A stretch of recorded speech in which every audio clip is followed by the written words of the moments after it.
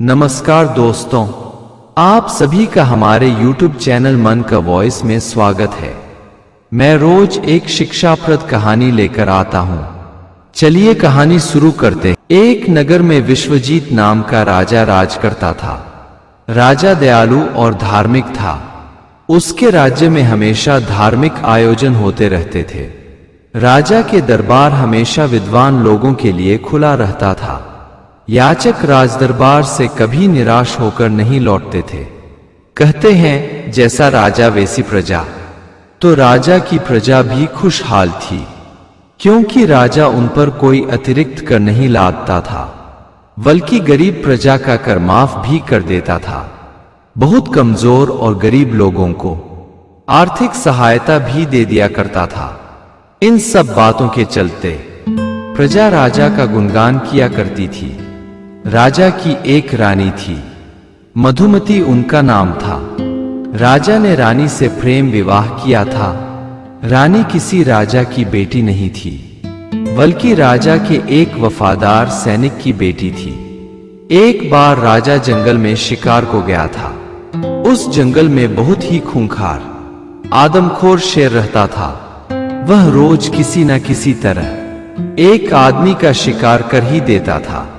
जब जंगल के आसपास वाले जंगल जाना छोड़ दिए तो वह रात्रि के वक्त जंगल के आसपास के गांवों में आता और किसी न किसी को मारकर जंगल में ले जाता। प्रजा उस शेर से परेशान होकर राजा से गुहार लगाए, महाराज उस आदमखोर से हमें बचाइए। राजा ने उसे खुद मारने का निर्णय लिया। वह अपने कई सैनिकों के साथ जंगल में डेरा डाल दिया और शेर की गतिविधि पर ध्यान देने लगा। मगर शेर खूंखार के साथ बहुत चतुर था। वह अर्धरात्रि में सोए राजा पर आक्रमण कर दिया। राजा को बचाने के लिए उनका एक सैनिक निहत्थे ही शेर से भीड़ गया। उसने शेर को तो किसी तरह मार दिया, परंतु वह बहुत घायल हो गया था। वो भी बच नहीं सका। मरते मरते राजा से अपनी इकलौती बेटी की सुरक्षा का वचन ले लिया था। राजा उसकी बेटी को अपने महल में अपनी सेविका के तौर पर ले आया, मगर उसके अच्छे व्यवहार से उसका मुरीद हो गया। राजा मधुमती को अपना दिल दे बैठा और जल्द ही उन्हें अपनी रानी बना लिया। रानी राजा की तरह ही धार्मिक थी। उसके विवाह को कई साल गुजर गए, मगर राजमहल में किलकारियां नहीं गूंजी। राजा रानी को कोई औलाद नहीं हुई। एक दिन एक महात्मा राजदरबार में पधारे। राजा रानी ने उन महात्मा का बहुत आदर के साथ स्वागत किया। रानी ने अपने हाथों खाना बनाकर महात्मा को भोजन पवाया। महात्मा खुश होकर रानी से एक वर मांगने को कहा। महात्मा बोले, इस वक्त तुम मुझसे कोई भी मनचाहा वर मांग सकती हो। रानी ने भी बहुत चतुराई से एक साथ एक ही वरदान में जुड़वा बच्चा मांग लिया। महात्मा वरदान देकर चले गए। रानी ने 9 महीने बाद 2 राजकुमारों को जन्म दिया। राजकुमार बहुत ही सुशील और सुंदर थे। राजा ने अपने दोनों पुत्रों का नाम अजय और विजय रख दिया। राजा रानी राजकुमारों के प्यार में खो गए। 16 साल कब निकल गया, राजा को पता ही नहीं चला। राजा के एक पड़ोसी राजा अपनी जुड़वा राजकुमारियों के विवाह का प्रस्ताव राजा के पास भेजा। राजा ने सहर्ष स्वीकार कर दोनों राजकुमारों का विवाह कर दिया। दोनों बहनें राजा की बहू बनकर महल में आ गई। दोनों बहनें धार्मिक थी। वह रोज पूजा करती। राजा अपनी दोनों बहुओं की सुविधा के लिए उनके बंगले के सामने एक सुंदर मंदिर बनवा दिया और उसमें एक विद्वान ब्राह्मण को पुजारी रख दिया। पुजारी कोई साधारण पुजारी नहीं थे, वह प्रकांड विद्वान थे, साथ ही परम संतोषी भी थे। ब्राह्मण को रहते 1 माह गुजर गया। तभी राजदरबार में एक बहुत विचित्र घटना घट गई। राजकुमार अजय अपनी पत्नी के साथ अपने शयन कक्ष में सोया था। उसकी पत्नी भी गहरी नींद में सो गई थी कि सहसा उसकी पत्नी की नींद खुल गई। उसने अपने शयन कक्ष में एक विचित्र तलवार देखी। वह बिस्तर से उठकर उस तलवार को अपने हाथ में उठा लिया, मगर यह क्या, वह तलवार सर्प में बदल गई। उसने अपने हाथ से सर्प को दूर फेंका। वह सर्प पुनः तलवार बन गया और राजकुमार अजय की गर्दन में जा लगा। राजकुमार की गर्दन कटकर अलग हो गई। राजकुमारी ने अनजाने में ही सही अपने पति की हत्या कर दी। इस घटना से वह बहुत डर गई। उसने सोचा कि अगर सत्य बोलती है तो राजा अपने बेटे के साथ मुझे भी जिंदा जलने पर मजबूर कर देगा, और झूठ बोलती हूं तो छोटे राजकुमार से मेरा पुनर्विवाह करा देगा। मेरी जिंदगी इस तरह बच जाएगी। वह उस तलवार को उठाकर मंदिर के पास फेंक आई और राजकुमारी रात में चुपचाप अपने कमरे में पड़ी रही, मगर भोर होने पर जोर जोर से चिल्लाने और रोने लगी। वह बोले जा रही थी कि किसी ने मेरे पति की हत्या कर दी है और मंदिर के तरफ गया है। राजा के सैनिक दौड़े हुए आए। उसने राजकुमार को मरा हुआ देखा। तुरंत खबर राजा को हुई। राजा भी उस स्थान पर आया और अपने पुत्र की मृत्यु पर विलाप करने लगा। रानी भी विलाप करने लगी। सारे राजभवन में शोक की लहर दौड़ गई। सैनिक राजकुमारी के बताए अनुसार हत्यारे की तलाश करने लगे। सैनिकों ने देखा कि इतना सब हो जाने के बाद मंदिर का पुजारी खबर लेने नहीं आया है, तो शक की सुई पुजारी पर घूम गई। अवश्य ही पुजारी ने ही राजकुमार की हत्या कर दिया है। सैनिक पुजारी को पकड़कर राजा के पास ले आए और बोले, महाराज, इस पुजारी ने ही राजकुमार की हत्या की है, क्योंकि हत्या में उपयोग की गई तलवार पुजारी के कमरे के पास ही मिली है और वहां किसी के आने जाने के, किसी दूसरे के पद चिन्ह नहीं मिले हैं। राजा पुजारी पर बहुत क्रोधित हुआ और बोला कि ब्राह्मण की हत्या न्यायोचित नहीं है, मगर इसे कठोर सजा दूंगा। जिस हाथ से इसने मेरे पुत्र का वध किया है उस हाथ को काट लिया जाए। राजा ने ब्राह्मण का दाहिना हाथ कटवा लिया। ब्राह्मण राजा से बोला, हे अन्यायी राजा, तुमने मेरे साथ अच्छा नहीं किया। तुमने इस घटना का जांच कराना भी उचित नहीं समझा। मैंने अपनी जिंदगी में कभी एक चींटी भी नहीं मारी है। इतनी बड़ी हत्या तो दूर की बात है। और मुझे राजकुमार से किस प्रकार की दुश्मनी थी? क्या उसका राज्य हमें मिलने वाला था? परंतु राजन, इसमें तेरा भी दोष नहीं। ये सब मेरे किसी जन्म के कर्मों का फल है। ब्राह्मण वहां से रोता विलखता चला गया। वह कारण जानना चाहता था कि आखिर उसने पिछले जन्म में ऐसा क्या गुनाह किया था कि इस जन्म में बेगुनाह होते हुए अपना हाथ गंवाना पड़ा। मुझ पर झूठे हत्या का दोष लगा।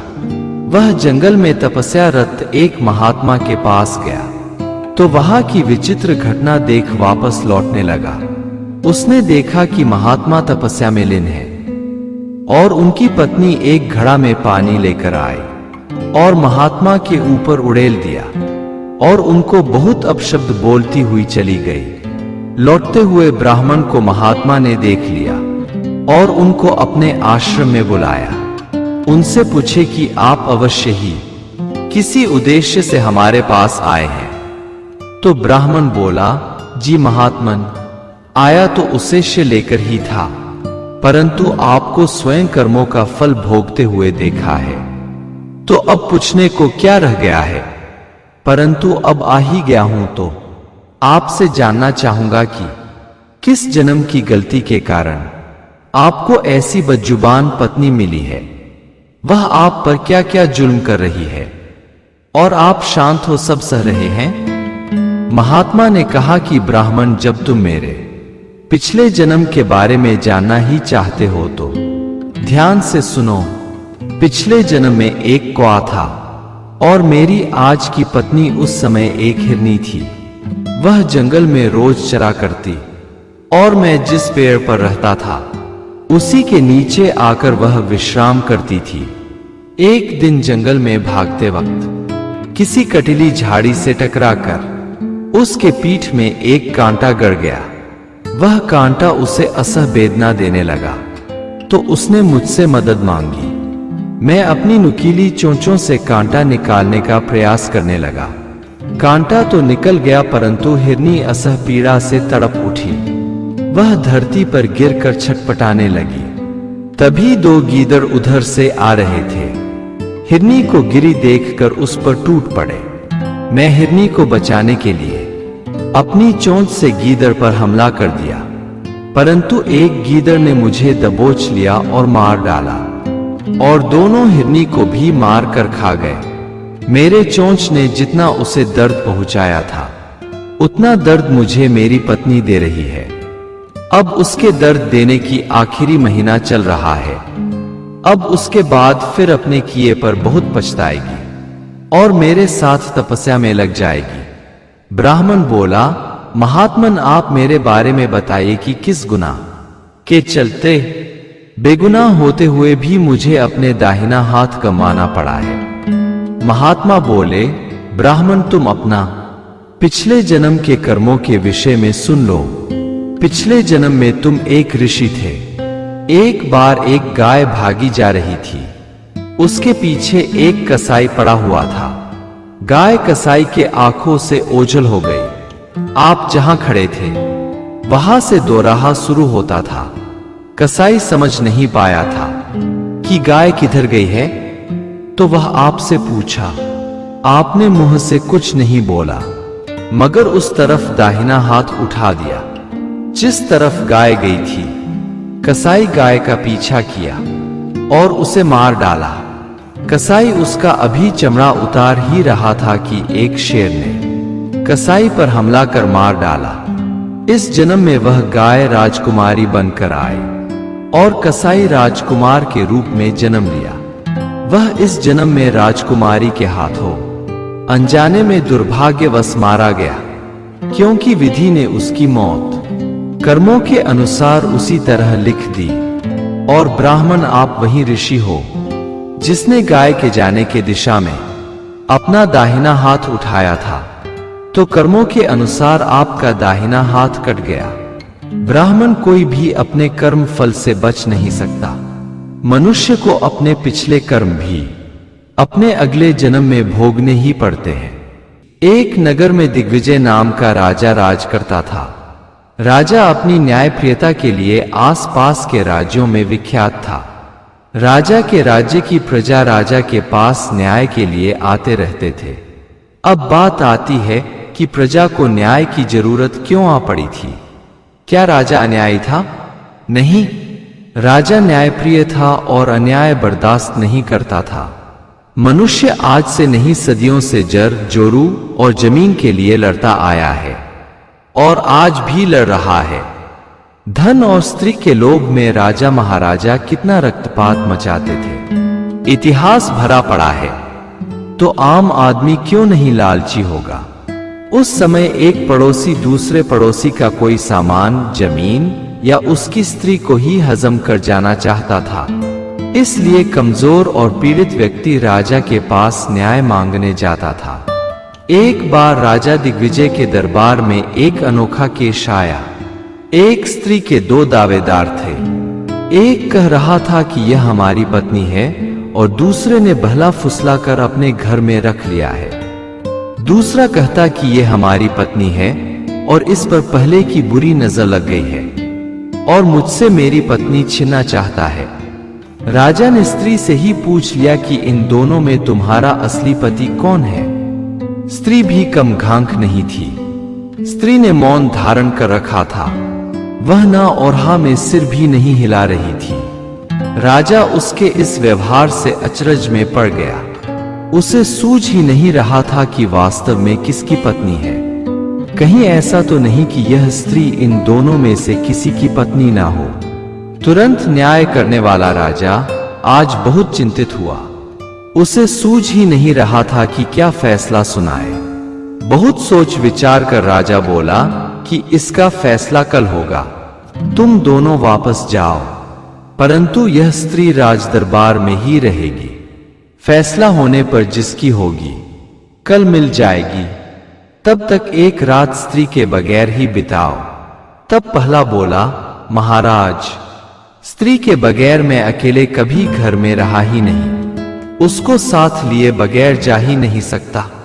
दूसरा बोला, महाराज, मैं इसके बगैर जिंदा रह ही नहीं सकता, मैं अपनी पत्नी का जुदाई बर्दाश्त कर ही नहीं सकता, मैं तो मर जाऊंगा। राजा बोला, एक रात तो तुम्हें बर्दाश्त करने ही पड़ेंगे, वैसे भी तुम दोनों में से एक कल फांसी चढ़ ही जाएगा। मैं स्त्री के साथ धोखाधड़ी करने वाले को कभी माफ नहीं करता। अब इससे पहले मैं तुम दोनों को जेल में बंद करा दूं, दोनों अपने अपने घर चले जाओ। दोनों मन महसूस कर अपने घर लौट गए। राजा ने उस स्त्री को महिला हाजत में न डलवा कर उसे रानी के पास भेज दिया। रानी भी राजा की तरह न्यायप्रिय स्त्री थी, उससे अन्याय जरा भी बर्दाश्त नहीं होता था। राजा ने रानी को अकेले में समझा दिया था कि वह किसी भी तरह स्त्री से उसकी गोपनीय जानकारी ले ले कि आखिर वह स्त्री है किसकी, या दोनों में से किसी की नहीं है। कहीं उसे डरा धमका कर तो अपने पास नहीं रखे हैं और वह डर के मारे कुछ बोल नहीं पा रही है। उसे धन का लालच देकर भी उससे राज उगलवा लेना। रानी भी कम चतुर नहीं थी। वह उस स्त्री के पास जाकर बोली, बहन, तुम इस घर को अपनी बहन का घर समझना। तुम मुझे बड़ी बहन जैसी लगती हो, कितनी मासूम और भोली हो, इसीलिए तो दो पाटों के बीच में फंस गई हो। पता नहीं वो दोनों मुस्टंडे तुम्हारे अपने हैं भी या नहीं। राजा को जरा भी शंका हुई तो तुरंत दोनों को शूली पर चढ़वा देंगे। मैं जानती हूं राजा के मिजाज को, जब एक बार फैसला ले लेते हैं तो उससे उन्हें कोई नहीं बदलवा सकता। उस वक्त ना तो तुम कुछ कर पाओगी, ना मैं कोई तुम्हारी मदद कर पाऊंगी। इसलिए चुपके से मुझसे बता दो कि तुम्हारा असली पति कौन है। उसे बचा लेने के लिए राजा से प्रार्थना करूंगी। मैं कभी नहीं चाहूंगी कि मेरी बहन का घर उजड़े। उस स्त्री को विश्वास हो गया कि रानी सचमुच उसकी मदद करना चाहती है। तब वह स्त्री बोली, महारानी, मैं दोनों में से किसी को मरते नहीं देखना चाहती। रानी बोली, तुम अजीब स्त्री हो, एक साथ दो पति रखना चाहती हो। स्त्री बोली, महारानी, पहले आप मेरी पूरी बात सुन लें। मेरा एक ही पति है जिसके पास रहती हूं और उसी से प्रेम करती हूं, और दूसरा मेरी बहन का पति है। मैं उसका भी बुरा नहीं चाहती। दरअसल बात ऐसी है कि हम दो बहनें एक ही शक्ल सूरत की हैं, क्योंकि हम जुड़वा बहने हैं। हमारे शरीर की बनावट भी बिल्कुल एक जैसी है। हम दोनों बहनें पड़ोस में ही ब्याही गई है। हमारे पतियों ने एक दूसरे की पत्नियों के चेहरे नहीं देखे हैं। हमारे समाज में ऐसी परंपरा है कि दूसरे की पत्नी के बड़े पुरुष चेहरा नहीं देखते। हम दोनों के पतियों ने किसी विवाद के कारण हमें हमारे माता पिता से मिलने नहीं देते। हम दोनों बहनें घर के पिछवाड़े रोज मिल लेती हैं। तो परसों मेरी बहन ने माता पिता से मिलने की इच्छा जाहिर की। मैंने उसे कहा कि तुम 2 रोज में घूम कर आ जाना, मैं संभाल लूंगी। बहन तो बिना पति को बताए मायके चली गई। शाम में अपनी पत्नी को ढूंढते हुए उसका पति मेरे घर आ पहुंचा। संयोग से मैं उस वक्त दरवाजे पर खड़ी थी। उसने मुझे देख लिया और अपनी पत्नी समझ बैठा। बोला, अरे तुम यहां क्या कर रही हो, घर चलो। मैं उसकी बात सुन घूंघट कर घर के अंदर चली गई। वह मेरे पति से बोला कि मेरी पत्नी तुम्हारे घर आई है, उसे वापस मेरे घर भेज दो। तब मेरा पति बोला, भाई तुम उसे कहीं और ढूंढो, वह मेरे घर नहीं आई है। तब वह बोला, मैंने अभी अभी उसे घर में जाते देखा है। मेरा पति मेरी बहन के पति को घर में ले आया और मुझे दिखाते हुए बोला, ठीक से देख लो, ये हमारी पत्नी है। तब बहन का पति बोला, नहीं, यह हमारी पत्नी है। दोनों वापस में लड़ने झगड़ने लगे और अब बात राज दरबार तक आ पहुंची है। वैसे कल शाम तक मेरी बहन भी वापस आ जाएगी, बस बात इतनी सी है। परंतु लोग ना जाने हमें क्या क्या समझ बैठे, व्यभिचारिणी, कुलक्षणी इत्यादि ना जाने क्या क्या कह डाले। गलत ना होते हुए भी स्त्री को क्या क्या सुनने पड़ते हैं, क्या क्या कष्ट उठाने पड़ते हैं। रानी ने सारी बातें राजा से बताई तो राजा खूब हंसा। वह रानी से बोला कि हमारे राज्य में ऐसे ऐसे भी नमूने रहते हैं जो अकारण ही अपनी पत्नी को राजदरबार तक ले आते हैं, और स्त्री भी कम अजूबी नहीं है। सब कुछ जानते हुए मौन धारण कर रखा है। वह बहन के घर बचाने के लिए अपना घर बर्बाद करने पर तुली हुई है। सुबह में दोनों आदमी अपनी पत्नी लेने राजदरबार पहुंचे। राजा उन्हें देखते ही खूब हंसा, फिर बोला, तुम दोनों अपनी जगह ठीक हो, परंतु अपनी गलतियों की वजह से पत्नी ढूंढ रहे हो। यह स्त्री जिसके घर है उसी की पत्नी है, और इस स्त्री की बहन पत्नी ढूंढने वाली की पत्नी है। तुम लोग इतने अजूबे हो कि अपनी साली को भी नहीं देखा है। तुम ये भी जानते हो कि तुम्हारी पत्नियां वापस में बहने हैं, फिर भी तुम दोनों ने कभी उन्हें नहीं देखा। दोनों स्त्री एक ही शक्ल सूरत की है, इसलिए तुम्हें गलतफहमी हुई है। तुम्हारी पत्नी मायके गई है अपने माता पिता से मिलने, वह आज शाम तक लौट आएगी। तुम दोनों को खुद चाहिए कि अपनी पत्नियों को साल में 1-2 बार ले जाकर माता पिता से मिलवा आए, परंतु तुम लोगों ने तो उन्हें अपने माता पिता से मिलने पर पाबंदी लगा रखी है। आइंदे ऐसी गलती मत करना, और पत्नी के लौटने पर उसे डांटना फटकारना नहीं, बल्कि उससे प्रेम से पेश आना। माता पिता से मिलना उनके बच्चों का पहला अधिकार है। स्त्री हो या पुरुष, उन्हें अपने माता पिता से मिलने से नहीं रोकने चाहिए। यह एक अपराध में आता है जिसके लिए तुम्हें दंडित भी किया जा सकता है। दोनों आदमी को अपनी गलती का एहसास हो गया था। वह राजा से बोले कि हम ऐसी गलती नहीं करेंगे, अपनी पत्नियों पर कोई पाबंदी नहीं लगाएंगे। शाम होने पर उसकी पत्नी बहुत डरती हुई घर में आएगी। इसके लिए उसका पति उसे बहुत डांटेगा, प्रताड़ित करेगा, मारेगा, पिटेगा, परंतु उसके पति ने उसके साथ ऐसा कुछ नहीं किया। वह पत्नी को लौटने पर उसे गले लगा लिया और उससे माफी मांगने लगा कि तुम्हें अकेले जाना पड़ा, रास्ते में कितना कष्ट हुआ होगा। आइंदे जब भी तुम्हें मायके जाना होगा हमें पहले बता देना, हम तुम्हारे साथ चलेंगे। पति से प्यार भरी बात सुन पत्नी को प्यार उमड़ आया और अपने पति से लिपट गई।